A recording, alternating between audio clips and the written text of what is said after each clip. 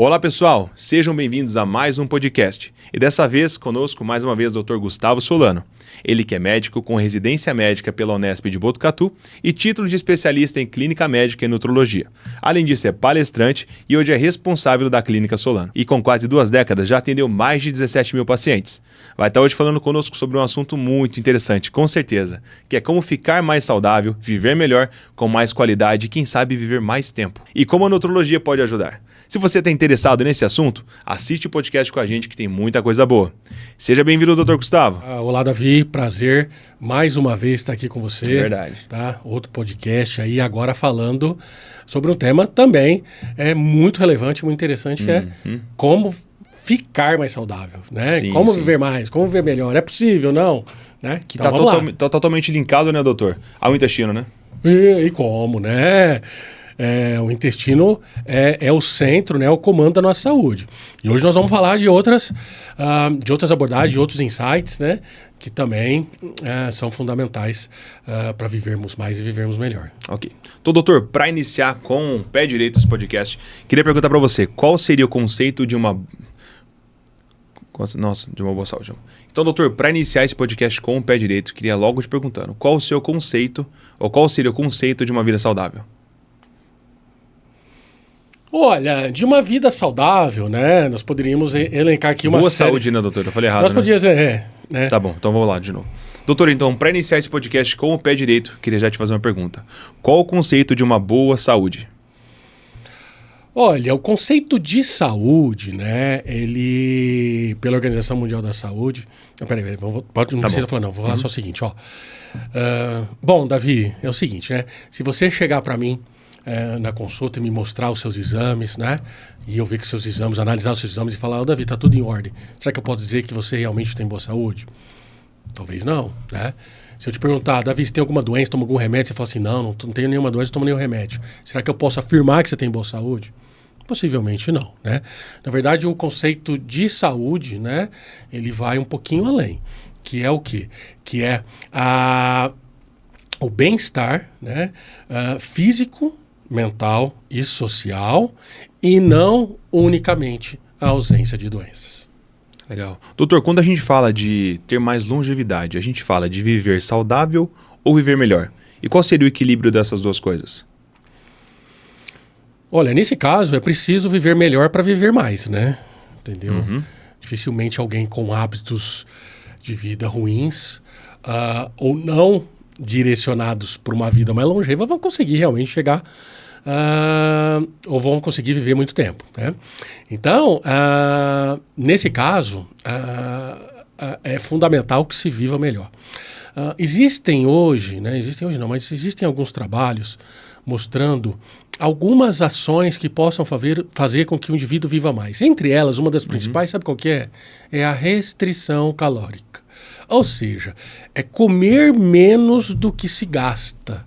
Tá? Então, só o fato de eu colocar menos comida no meu prato, ingerir menos calorias do que eu gasto diariamente, eu já vou conseguir, possivelmente, ganhar mais tempo de vida. Por que isso acontece? Olha só que interessante, né?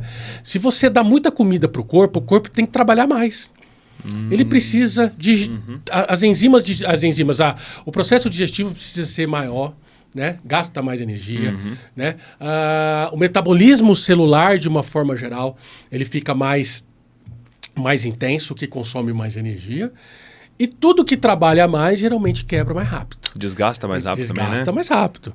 Então, reduzir calorias sem levar o indivíduo à desnutrição, talvez seja um dos poucos caminhos, né, estudados cientificamente que façam com que as pessoas possam viver mais tempo. E qual os pilares, doutor, para se ter uma vida saudável?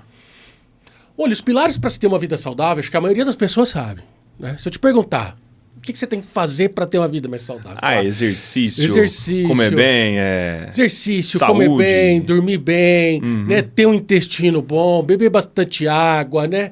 Ter menos estresse, né? Fazer coisas prazerosas, né? Tudo isso vai te ajudar, né? Fazer um check-up anual, né? Avaliar a sua rotina, procurar ajuda médica de forma regular. Tudo isso tudo isso os meus pacientes já sabem. Mas qual que é a grande dificuldade da maioria deles e da maioria das pessoas? É realmente fazer com que isso vire o quê? Vire um hábito. Hábito é repetição de um comportamento. Então a pessoa ela sabe que ela tem que comer melhor, só que ela não sabe como comer melhor, de que forma ela vai fazer isso, ela não sabe como ajustar a alimentação dela. E mesmo depois de ajustada, ela tem dificuldade do quê? De levar adiante. A constância se perde. Então é necessário realmente, primeiro, iniciar as estratégias ou corrigir aquilo que está ruim de forma adequada e individualizada e levar o quê? A repetição. Repetição de comportamentos saudáveis, criação de novos hábitos saudáveis. Acho que isso já veio até para sanar uma dúvida minha, que seria no caso como eu posso modificar a minha alimentação, né? Já que é tão difícil, né? Existe tanta proposta aí na rua estampada para a gente comer mal, né, doutor? Olha, talvez existe uma certa dificuldade nesse sentido, mas pela ligação da comida com recompensa, com prazer, né? Agora, se você fosse começar uma dieta, eu poderia te dar pelo menos 2, 3 recomendações. A primeira recomendação, começar uma dieta, que eu falo, começar uma nova educação alimentar, né? Começar novos comportamentos nutricionais para que eles se tornem hábitos, novamente pensando nesse contexto. Então, a primeira coisa é você estar ciente de que o que você está fazendo hoje não está sendo legal, que isso está fazendo a tua saúde entrar em sofrimento, que isso vai trazer doenças para você em breve, que isso está trazendo uma série de comprometimentos para a sua qualidade de vida. Então, isso é o principal. Ampliar sua consciência nesse sentido. E o segundo ponto, que é mais direto, é valorizar inicialmente a qualidade daquilo que você come. Então, esqueça num primeiro momento quantidade. Tá? Controle a sua fome, porque quando a gente está com fome, a gente abandona o tratamento. Tá? Coma com qualidade ou valorize os alimentos que tenham uma alta informação nutricional e que tenham um alto poder de saciedade. E comece a observar as respostas e os sinais que o seu corpo vai te passando. Legal. Doutor, eu não vejo ninguém falando que, que está fazendo dieta sorrindo, né? Eu não sei. É um pouco complicado, até porque talvez eu mesmo linke dieta a uma coisa restritiva, a você se punir ali, né? E como que a gente consegue fazer para equilibrar? Até essa questão que o senhor falou sobre o problema estar em vincular comida à recompensa. Bom, isso que você acabou de dizer para mim agora é uma crença, tá? Por que eu digo isso? Porque existem vários estudos já mostrando que o alimento saudável também gera prazer, tá? Então, por exemplo, quando você come um chocolate, quando você come um bolo, quando você toma um sorvete, as áreas do prazer localizadas no sistema nervoso central, elas são ativadas quase que instantaneamente. Tá? Isso foi observado através de ressonância magnética. Quando você come um alimento mais saudável, né, as mesmas áreas do prazer também são ativadas, só que não instantaneamente. Existe um gap de tempo para isso acontecer, tá? E esse gap de tempo é variável. E é nesse momento, ou seja, é durante esse período que as pessoas mais abandonam o tratamento, ou seja, elas não conseguem aplicar a repetição daquilo que deve ser feito para chegar a um ponto da virada da chavinha, que é quando o paciente fala assim para mim, opa, fui num restaurante, comi o que era para ser ingerido, ou comi algo mais saudável, por escolha própria, e saí muito feliz e obrigado. Tudo tudo é questão de mudança de mentalidade, né? A mudança de mentalidade, ela acontece durante o processo. Não tem como você mudar a mentalidade. Eu vou mudar minha mente antes de ir para começar a fazer uma dieta. Não existe isso. Sim. Na verdade, a mudança ela acontece durante o processo. Por isso que uma coisa que eu sempre digo é o seguinte, né?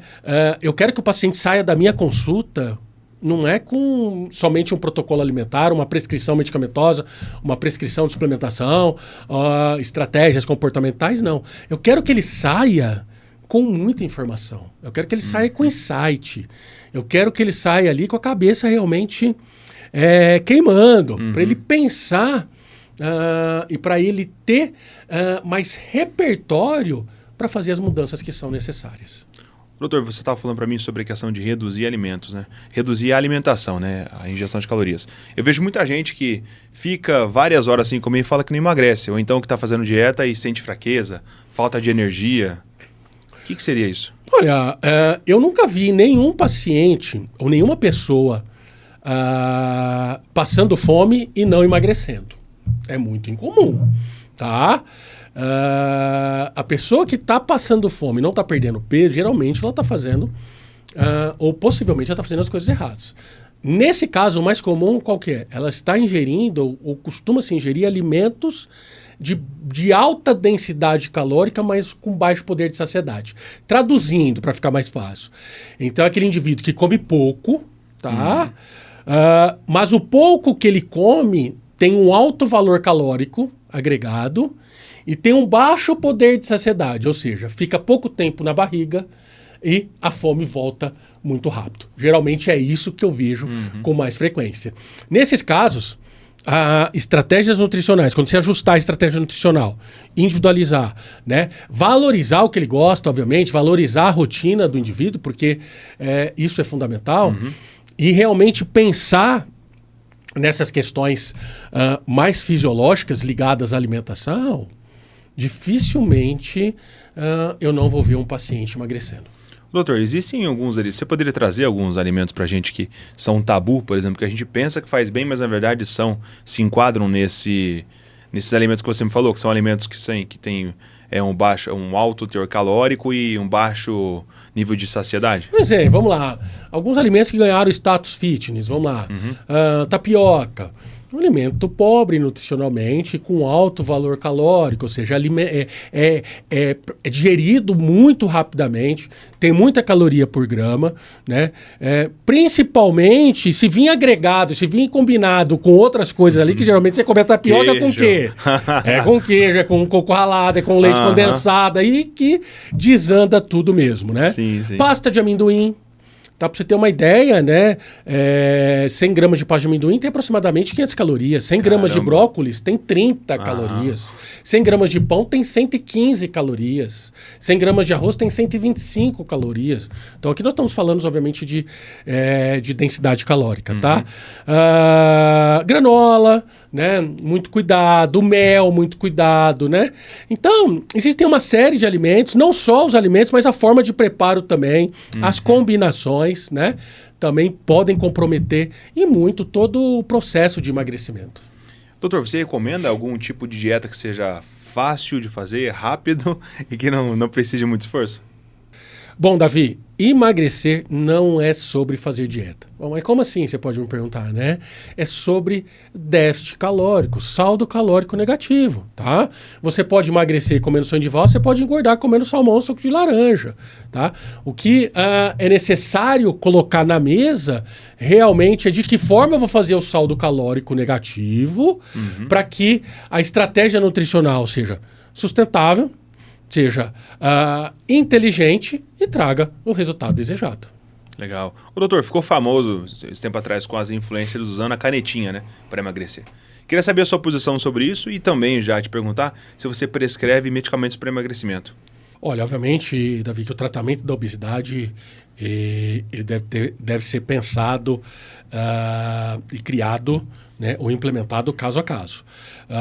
As medicações, quando bem indicadas, né, elas ajudam e muito no tratamento, né? Funcionam como um pilar extremamente... Posso te cortar? Esse ponto das canetinhas é um ponto bem, assim, existe muito prós e contras. Muita gente de um lado e gente do outro. Eu tô pensando, Se eu fosse você, eu começaria o seguinte, ó. Fazer o uso das canetinhas para emagrecimento não é errado. Desde que, entendeu? Porque essa primeira frase vai dar um impacto ali da pessoa que tinha curiosidade e falou, pô, por que não é errado?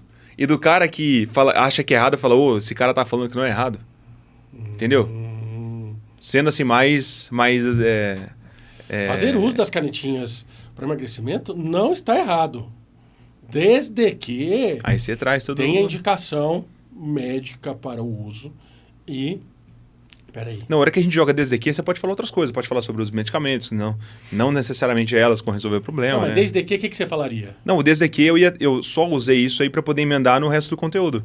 Desde que, lógico, faça assim, um acompanhamento prévio, então o paciente vem até a clínica e a gente vê se realmente é necessário aquilo. Então, desde que haja uma prescrição antes, que é o quê? O paciente vem à clínica, a gente entende se aquele medicamento é o que vai resolver o problema dele, até porque existem outros tipos de medicamentos também que que são para emagrecimento, não tem? Nem sempre elas são o resultado, né? Sim, sim.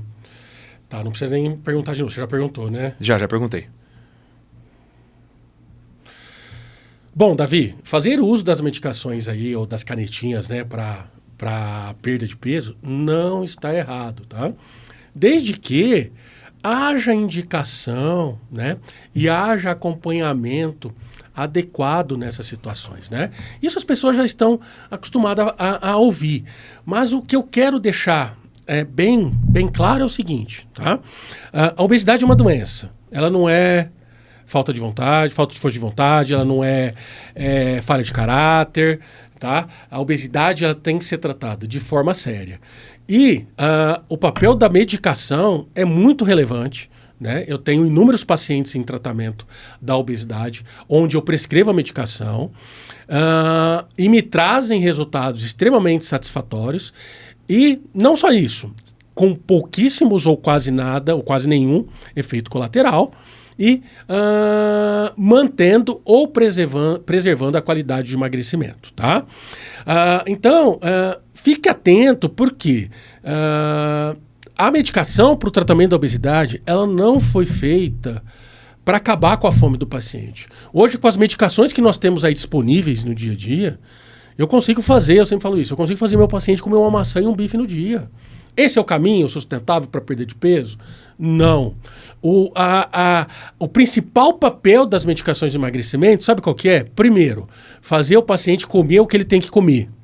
Ou seja, o paciente ele precisa fazer um déficit calórico, mas um déficit calórico adequado e que não leve esse indivíduo à desnutrição.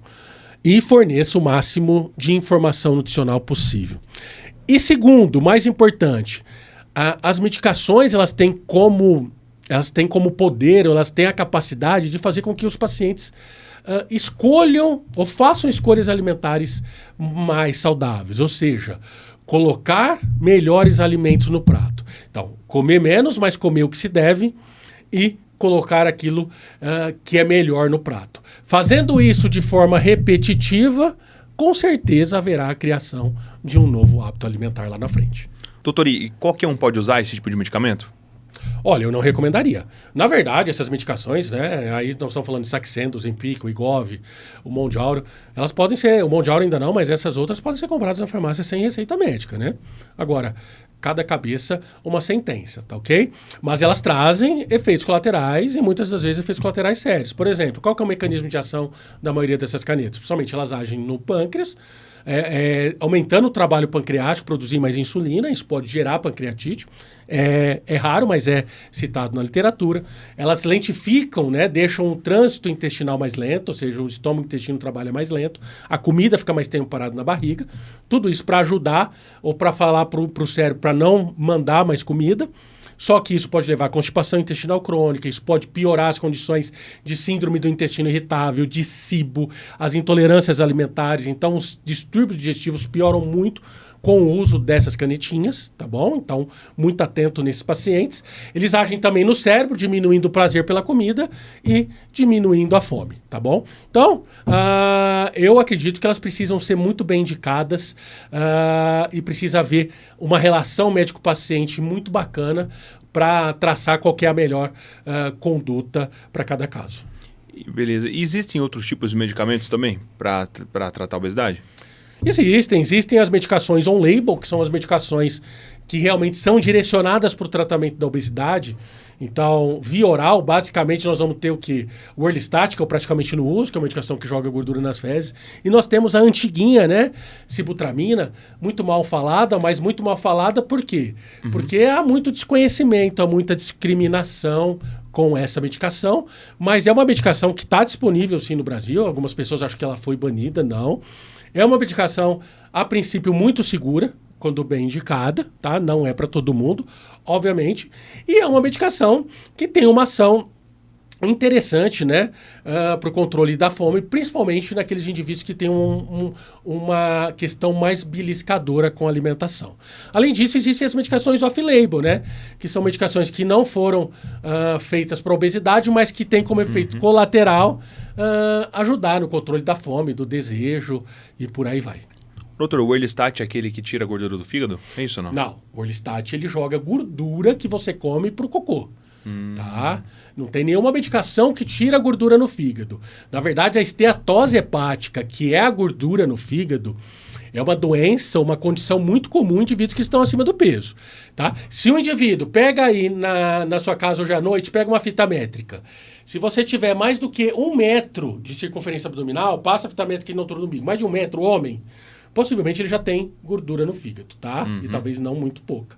E a mulher, se tiver mais do que 88 centímetros, também possivelmente já vai ter mais gordura no fígado, tá? E a gordura do fígado, na verdade, ela é a porta, ou ela é a ponta do iceberg para o aparecimento de uma série de outras doenças, hipertensão, diabetes, doenças cardiovasculares. E o tratamento da gordura no fígado? Existem algumas medicações que podem ajudar? Sim, mas o principal pilar de tratamento é reduzir a circunferência abdominal e retirar essa gordura que está dentro da barriga, que é essa gordura que nós chamamos de gordura visceral. Legal, legal saber. Eu sei porque às vezes a gente pega dicas de amigos, sabe aquela coisa, né? E aí, foi numa dessa que eu descobri esse nome. Quando você falou do Orlistat, eu linkei e me falaram que era isso, né? Mas, fazer o quê? É bom sempre ter informação. E uma coisa que é bem legal, viu, David, você sabia?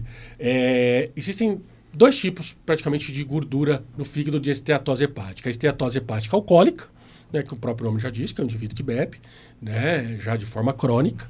E temos também a esteatose hepática não alcoólica, tá? Que é, ou a gordura no fígado não alcoólica, né? Que é causada por quê? Principalmente pela comida, né? Causada pela má alimentação, pelo excesso de peso, né? E que também pode evoluir progressivamente da mesma forma para cirrose e para câncer no fígado, tá? E um dos grupos de indivíduos que tem muita esteatose hepática, geralmente são os diabéticos, tá? É muito comum a gente encontrar esteatoses hepáticas bem avançadas nesse grupo de pacientes. Então, doutor, legal saber, doutor. Eu sempre pensei que aquela barriga, a gente fala que a barriguinha de chope, né? Que ela era causada só pela bebida e nem sempre, né? Então é legal saber. Doutor, a gente vive hoje em dia um momento em que a população está cansada, estressada, desmotivada. E ao seu ver, quais são os fatores que são os vilões desse cansaço, desse estresse? Rapaz, você entrou num tema agora que é muito importante, né?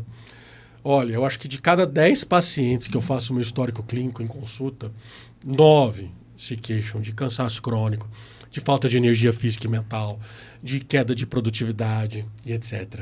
E daí eles falam, doutor, de onde vem isso? Né? Queria descobrir, preciso melhorar tal. São várias as causas, né? São sintomas vagos também, importantes.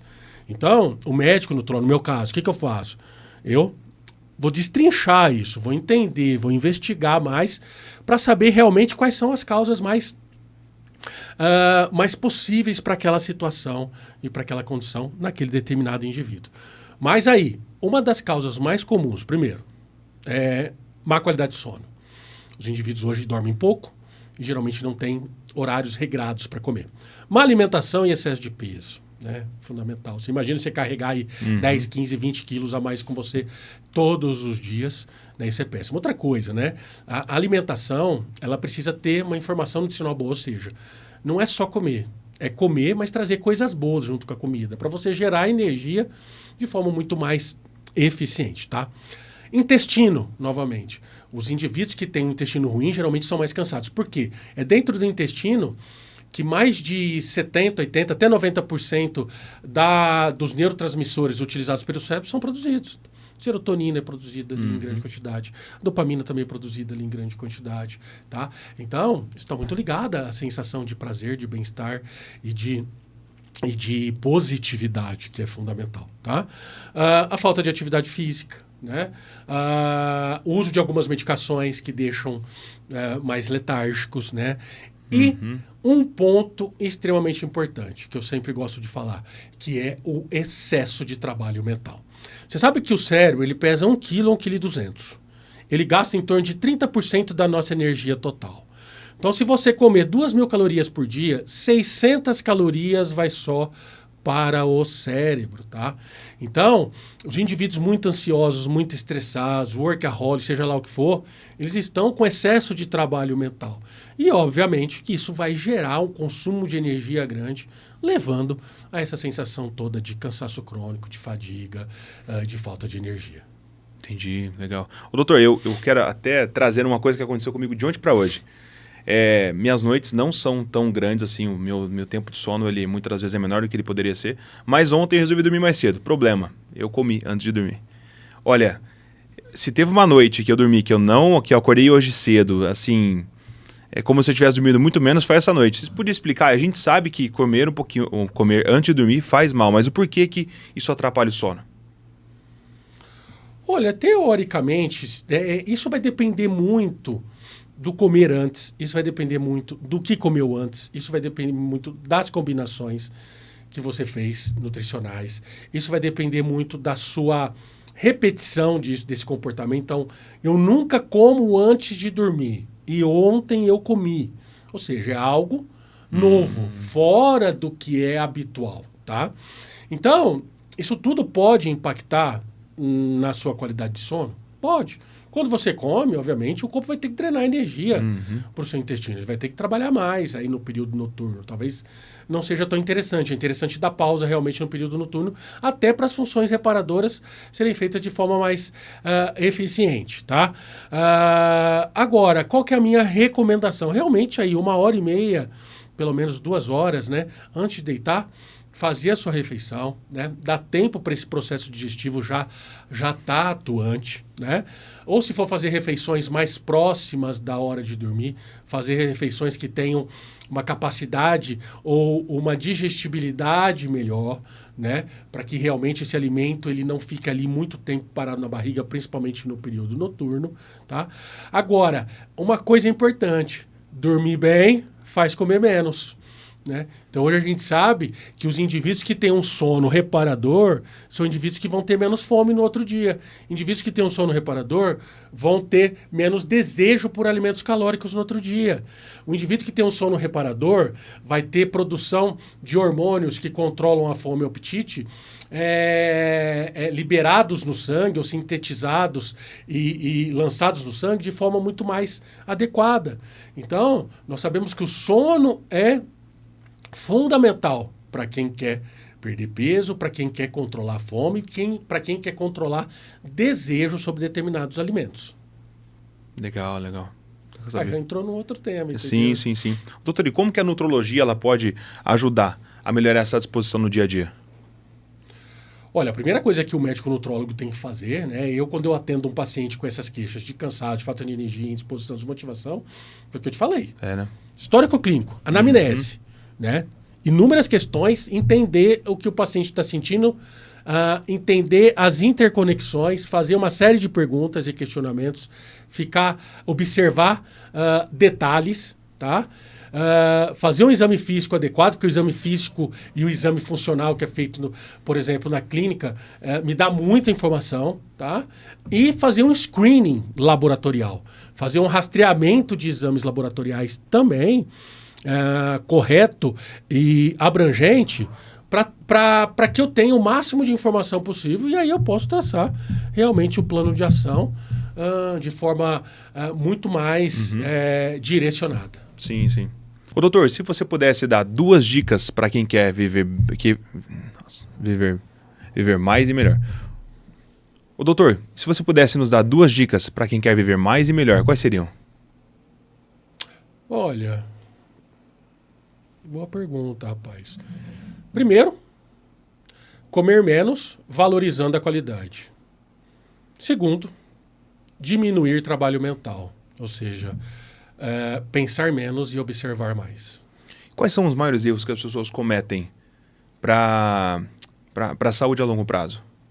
Olha, eu acho que o maior erro, na verdade, é a tomada de decisão tardia, né? Ou seja, nós estamos pensando em viver mais, nós estamos pensando em viver melhor, mas nós não estamos não estamos trabalhando ou implementando novos comportamentos que vão para essa direção. Legal. E levando assim em consideração toda a sua experiência, o que você considera pior para a saúde? Olha, acho que tomar decisões ou pender por lado ou implementar ações que busquem unicamente, né, o prazer ou a recompensa imediata. Falando de ações que não sejam saudáveis, né? E da mesma forma, agindo assim, acaba-se não pensando, né? Ou não colocando-se na mesa as consequências para o médio e longo prazo. Ô, doutor, e é realmente importante, né, esse seu posicionamento, até porque, conhecendo a sua história agora, depois dessas gravações que nós fizemos, eu vi que o senhor já teve um problema muito grande já e hoje conseguiu remediar e trata isso, e hoje em dia, pelo que me aparenta, está tudo tranquilo, né, doutor? Sim, com relação ao meu intestino, Isso. né? A minha condição intestinal hoje ela está sob controle, né? Porém, eu não deixo de ter uma condição funcional intestinal, tá? Eu me mantenho vigilante, né? Implemento diariamente todo aquilo que foi programado para o meu tratamento, né? Desde a estratégia nutricional até a estratégia de suplementação, né? Até as estratégias comportamentais. E, obviamente, que isso vem fazendo toda a diferença na minha vida, né? Eu já passei por anos mais desafiadores, momentos realmente um tanto quanto complicados. Porém, eu vejo que quando você tem a situação nas suas mãos e você tem repertório para agir, com certeza fica tudo mais leve e a vida fica muito mais feliz. Ah, com certeza. Isso é verdade mesmo. Doutor, falando um pouquinho de tecnologia agora, o senhor conhece algum medicamento recém-lançado ou então que venha ajudar o paciente aí na longevidade? Bom, Davi, se você entrar aí na internet, né, e fizer uma pesquisa lá no Google, né, suplementos, medicações, nutracêuticos, né, seja lá o que for, direcionado para aumentar tempo de vida, para longevidade, eu tenho certeza que vai aparecer uma lista com vários ativos e vários compostos, né? Poucos deles, né, com estudos realmente adequados, e alguns realmente ainda um tanto quanto dúbios, né? Porque a gente sabe que alguns compostos realmente vêm se mostrando com aparentes benefícios nesse sentido. Entre eles, eu destacaria, melhor dizendo aqui, alguns, tá? O NAC, que é N-acetilcisteína, tá? A glicina, inclusive a combinação dos dois vem mostrando-se como um poderoso antioxidante. Talvez isso traria benefícios para a longevidade. Tá? O resveratrol, o pomegranate, que é um derivado da romã, e a antiguinha metformina também parece ter ação favorável à longevidade. Tá? Ainda há muita especulação nesse sentido, mas parece que realmente são compostos efetivos nesse sentido. Agora, né, não adianta tomar quilos de NAC ou quilos de metformina e não implementar outras ações combinadas que com certeza não vai dar certo. Dentro desse tópico que você puxou, existe alguma prática ou tecnologia para aumentar essa longevidade e trazer uma vida mais saudável? Olha, Davi, eu destacaria aí a atividade física, obviamente, né? Não é nenhuma novidade. Mas você sabe que quando o músculo esquelético ele é trabalhado, ele é exigido, ele produz inúmeras substâncias que são lançadas no sangue. Essas substâncias são chamadas de miocinas. E essas substâncias, elas agem em vários órgãos e sistemas, trazendo o quê? Mais saúde. Tá? Então, alguns autores ou alguns pesquisadores até estão dizendo que o músculo é o maior órgão endócrino do nosso corpo. Tá? Além disso, também uma outra prática que eu sou adepto, né? E também tem estudos mostrando benefícios para a longevidade, para a vitalidade, para a qualidade de vida, são práticas direcionadas para a quietude mental e uma delas é a meditação. Legal mesmo. Bom, doutor, foi ótimo ter você mais esse episódio. Falamos muito dessa vez fala um pouco mais descontraída, né? Um pouco mais sobre saúde, bem-estar, que hoje em dia é o que interessa a maior parte das pessoas. E a gente viu que não é tão fácil assim, né? existe sim um esforço. Para quem quer medicamentos e tudo mais, é essencial encontrar um especialista, e o senhor é um especialista, né? Aqui em Ribeirão Preto e região. Então, gente, se você tem alguma dúvida, depois entre em contato. Também a gente vai deixar aqui depois na descrição desse vídeo o contato da clínica ou das redes sociais. Inclusive, vamos fazer mais um gancho, já que nós estamos falando mais um episódio. Doutor, como que a gente encontra nas suas redes sociais? Bom, eu tenho 2 Instagrams, o @Gustavo Solano Nutrólogo e o Instagram institucional, que é a Clínica Solano Oficial, e também meu site, clinicasolano.com.br. Ali você encontra um blog com vários artigos e ali também todos os meus canais de comunicação. Perfeito. Então, jogou no Google Clínica Solano, já acha, é só entrar em contato ali. Clínica Solano, doutor Gustavo Solano, vai me encontrar facilmente. Perfeito. Que não tem, desculpa, né? Isso mesmo, perfeito. Bom, foi um prazer, viu, doutor? Prazer é todo meu. Com certeza, esse seu conteúdo vai ajudar muita gente e com um conteúdo de qualidade, né? Porque hoje a gente vê uma oferta enorme de conteúdos por aí e esse conteúdo com certeza tem muita base, né, doutor? São quase 2 décadas, né, de atuação aí, né? Fico feliz, né, em ter participado de mais um podcast aqui com você, né? E espero aí poder ajudar algumas pessoas aí com essas informações que eu acabei de trazer aqui. Com certeza, tenho certeza que sim. Eu tive aqui, eu fui o primeiro a aprender, né? E agora vocês vão aprender também, isso é certeza. Nos vemos na próxima, então. Espero que vocês gostaram desse conteúdo e até lá.